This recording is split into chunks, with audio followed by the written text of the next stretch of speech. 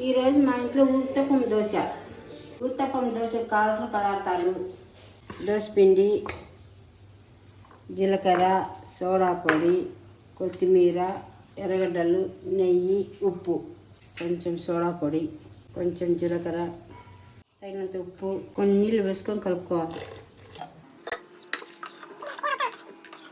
నా దగ్గర ఊత్తప్పం పెరుగు ఉంది కాబట్టి నేను వేసుకుంటున్నా. మామూలుగా అయితే దోశ పెరుగు మీద వేసుకోవచ్చు.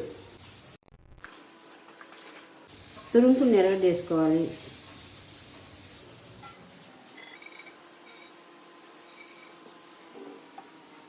తురుముకున్న క్యారెట్ వేసుకోవాలి. తురుముకున్న కొత్తిమీర, కరింపాకు వేసుకోవాలి. కొంచెం నెయ్యి వేసుకోవాలి. టేస్ట్ బాగుంటుంది నెయ్యి వేసుకుంటే. రెండు వైపులా కాల్చుకోవాలి.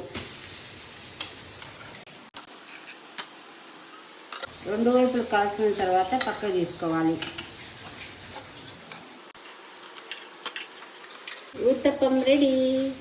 మీకు నచ్చినట్టయితే సబ్స్క్రైబ్ చేయండి, లైక్ చేయండి, కామెంట్ చేయండి.